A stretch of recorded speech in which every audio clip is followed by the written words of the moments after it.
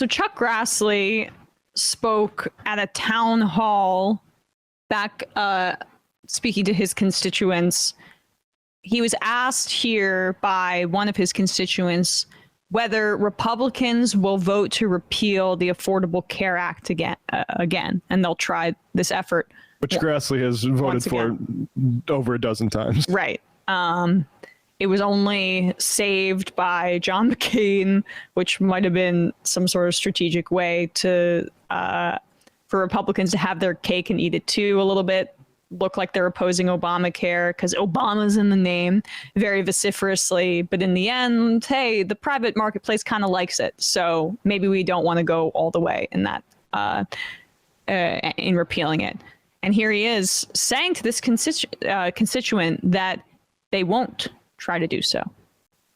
And talk to you and thank you for coming.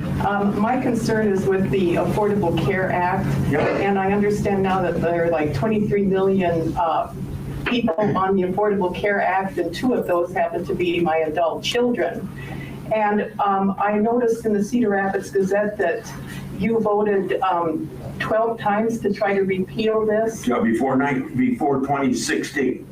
And so I'm wondering if the Republicans, you and the Republicans get back in power, is that again going to come up to be repealed? And if you do, what is the Republican plan to provide affordable health care for my children?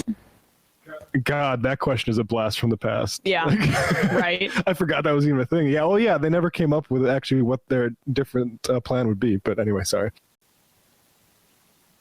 The Republican plan to provide affordable health care for my children. It's not repealing the Affordable Care Act, if that's your question. So are you saying that you will not? Yes, I'm saying I would not, we're not going to repeal the Affordable Care Act. You and all Republicans will. Well, there's 49 others. Okay, speaking for yourself. You will not. So the question is, do we trust him there? Oh no, I think absolutely not.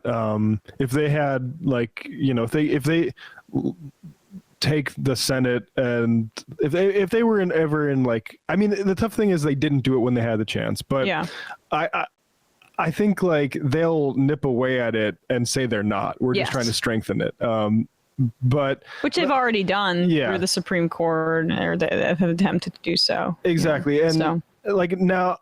I think the only interesting thing is that it's become a political liability to say that. And I hope that this is the case for all other Republicans. I mean, who knows if they're going to still be well, no, we want to be the cutting healthcare party. Because I do feel like DeSantis and stuff, there's a new type of populist attempt with the censorship stuff. But where they try to not be Rick Scott screwing it up for them by saying how much he wants to raise taxes on everyday people, right? There are certain Republicans that are annoyed with that. So I don't know. I'm just interested in how, and Grassley, I think, makes sense as someone who's more sensitive. I mean, look at the makeup of that a lot of older folks group. I mean, not that they, I guess, cared so much about Obamacare particularly. Right. But, yeah. I mean, they'll care about something like Medicare. But I guess that's also just kind of the demographic that comes to town halls to a degree. Yeah. Older people tend to do so. But, part of me believes that they're not going to make this a priority for some of never underestimate the Republicans to be as vicious as possible. But some of the private the private companies that benefited from the Affordable Care Act, there might be some pushback on that. They've expanded the scope of their customer base. It's allowed for more money to flow to these private companies. Yeah. It was a pro-capitalist health reform. Yeah, it was Mitt Romney's, as we've heard, and we've probably said to you many, many times. There are more people who have private insurance due to the Obamacare plan and the way that the costs were lowered, but it's still way too high. And more customers for them, even if they're not able to gouge them to the same degree that they would have been able to before the ACA passed. So I think that there's a lot of trepidation on behalf of the Republicans to address this and repeal it altogether.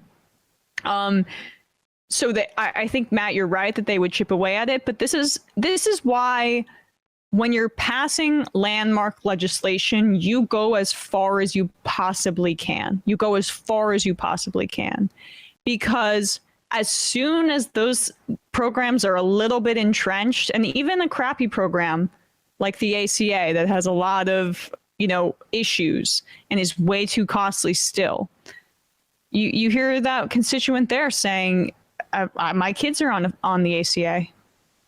It would affect me materially. One of the great provisions of the ACA, and it could just be you can keep your kids on for as long as you're both alive. But right. So point being, the ACA obviously did not go far enough, but even the fact that it did give coverage to millions, it shows that pushing of progressive legislation and entrenching that kind of stuff, it makes a huge difference, because that's why you hear uproars about getting rid of Medicare, Medicaid, chipping away at Social Security, because those programs are in the public consciousness at a certain point, and it makes it a lot harder to get rid of them. Oh, yeah. Imagine if we passed universal health care, free at the point of service, and the Supreme Court took it away. Riots in the streets. It would be, I hope so. And it would be at least informative as to the problem of our Supreme Court. That's the thing is there's a certain Dem tendency that's going to be really annoying in the next few decades, where it's well, we can't do that because of the Supreme Court. Do it and let the Supreme Court take that heat. It was always the problem with all of this stuff. Kristen Sinema, we can't do this because what if the Republicans get in power and undo it? Yeah. It's that would be a political price that they have to pay. And it's one that Democrats, they never like to do stuff. Look how long it's taken to get rid of Title 42. Can I give an update? Yeah. Something. Stephen in Pittsburgh, who called in earlier. Yeah. Talking about that Starbucks in Pittsburgh. The Bloomfield Starbucks, first union Starbucks in Pennsylvania, unanimous vote of 20-0. Unanimous vote. Ooh, there had been a lot of 17-1 and 12-1. So unanimous is. Look at that. Pittsburgh. That community there. You talk about how was it you, Matt, who was saying who was the person we were speaking with that their parents were in a union and it gave you some literacy in that? Was that you?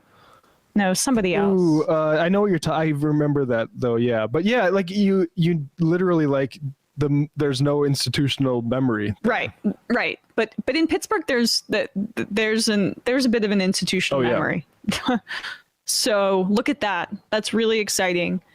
There's a lot going on in Pennsylvania right now. Electorally, from a labor perspective, pay attention. Pennsylvania has a lot of stuff on the ground, whether it's Fetterman's campaign, whether it's Summerlee's campaign, whether it's Hunt's campaign in Philly. There are a lot of great candidates and also great organizing that's happening in Pennsylvania right now. Yeah. Also, go to a unionizing Starbucks and tell them you support them because socialism here in America. That's where we're headed. Yes. And to your point, Emma, Emily's List poll has Summerlee up in her primary by 25 points. All right. I don't want to get my hopes up. When do we have that Pennsylvania primary? Support Summerlee, support John Fetterman, support Hunt. May 17th. Alexander Hunt, May 17th. All right, so we've got about a month.